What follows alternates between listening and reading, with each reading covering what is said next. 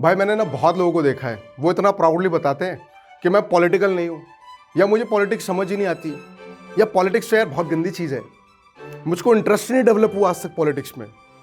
पता है लेकिन आपको ये बात बोलकर कितनी बड़ी गलती कर रहे हो।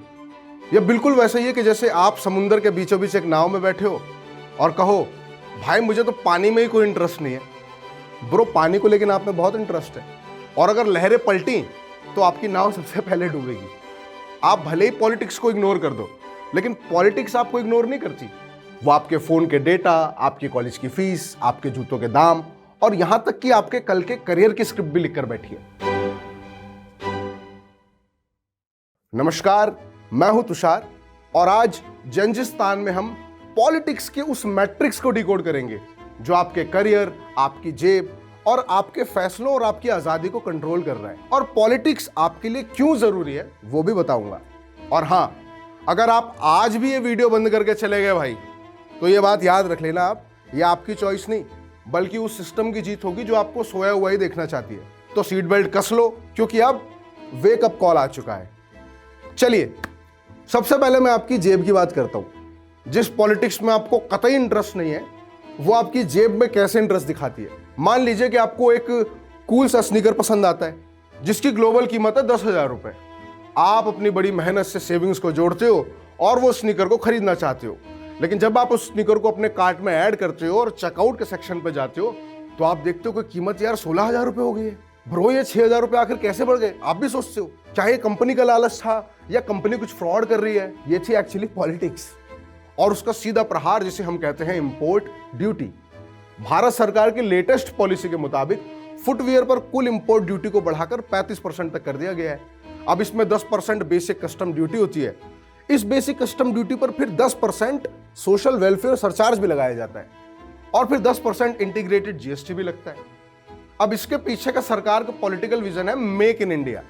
सरकार चाहती है कि कंपनियां भारत में आके जूते बनाएं, लेकिन जब तक वो कंपनियां यहां फैक्ट्री नहीं लगाती तब तक उस पॉलिटिकल विजन की कीमत आपकी जेब से वसूली जा रही है। ये सिर्फ जूतों की बात नहीं है।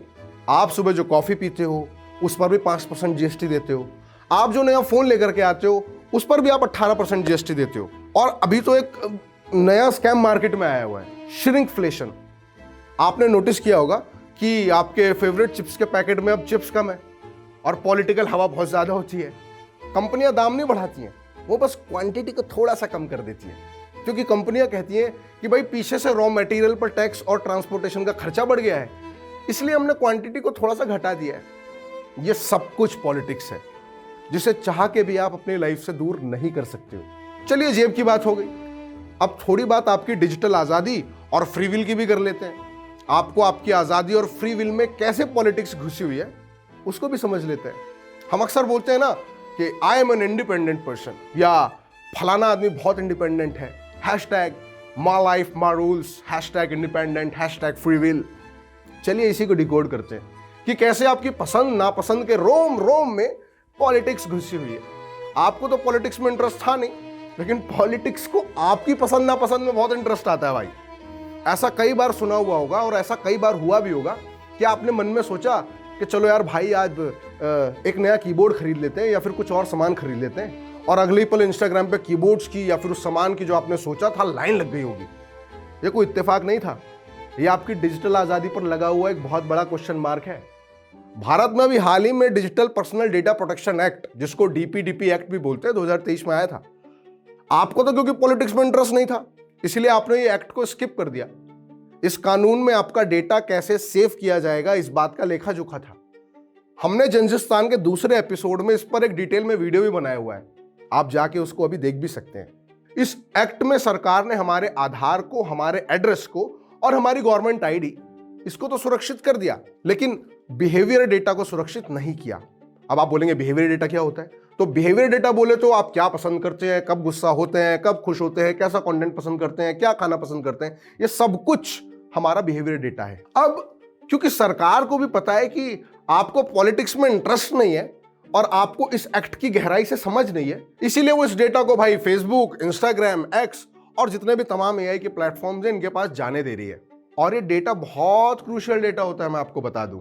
जब ये डेटा बाहर जाता है तो वहां की कंपनियां और एजेंसियां बिहेवियरल प्रोफाइलिंग करती हैं, मतलब उन्हें पता है कि अब आपको कब गुस्सा आता है, आप कब उदास होते हो, आपको क्या दिखाकर मैनिपुलेट किया जा सकता है। तो फिर सवाल उठता है कि आप क्या सच में वही देख रहे हो जो आप देखना चाहते हो, या वो जो कोई और आपको दिखाना चाहता है।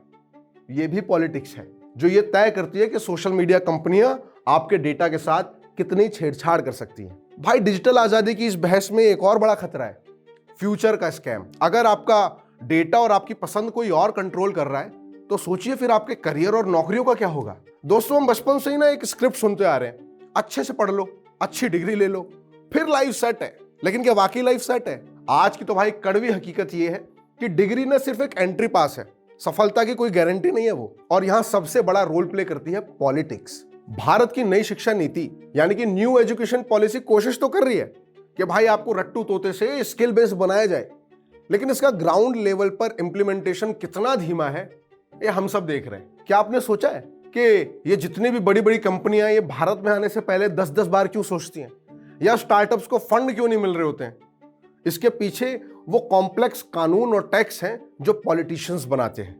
अगर पॉलिसीज बिजनेस फ्रेंडली नहीं होंगी तो नौकरियां कहां से आएंगी? बहुत सिंपल सी चीज है। आज बहुत से युवा डिलीवरी या फ्रीलांसिंग कर रहे हैं। इसे हम हसल कल्चर कह के बहुत कूल बनाते हैं कि bro I am doing freelancing, but this is not cool bro. लेकिन सच ये है कि इन जॉब्स का कोई सोशल सिक्योरिटी है नहीं, ना आपको बीमा मिलना, ना आपको पेंशन मिलना। और ये जो कुछ भी हो रहा है, ये सब कुछ पॉलिटिक्स है, जिसमें आपने तो कभी इंटरेस्ट दिखाया नहीं। तो भाई पूरा सीन समझ आ गया होगा। पॉलिटिक्स कोई उबाऊ किताब नहीं है, ये आपकी लाइफ का ऑपरेटिंग सिस्टम है। और अगर सिस्टम में बग्स है तो उन्हें फिक्स करना भी हमारी तो जिम्मेदारी है। अब लेकिन फिर सवाल उठता है कि हम करें क्या? करें तो सोचे क्या? सोचे भी तो उसको अप्लाई कैसे करें? क्या हम सब नेता बन जाएं? नहीं भाई, चिल करो, नेता नहीं बनना है। आपको बस एक एक्टिव सिटीजन बनना है। और इसके लिए आपको अपना कोई घर छोड़ने की जरूरत नहीं है, या झंडा लेके किसी चौराहे पे आके खड़े होने की जरूरत नहीं है। मैं आपको 3 पावरफुल मूव्स बताता हूं जिससे आप एक एक्टिव सिटीजन भी बन सकते हो और पॉलिटिक्स जो आपकी जिंदगी में भी रायता फैला रही है उसे समेट भी सकते हो। सबसे पहला, सवाल पूछना शुरू करो। अगली बार जब आपके इलाके की सड़क टूटी हो या कॉलेज की फीस बिना वजह बढ़ जाए तो सिर्फ ट्विटर पर जाकर के रोना नहीं है, आरटीआई डालना सीखिए, राइट टू इंफॉर्मेशन।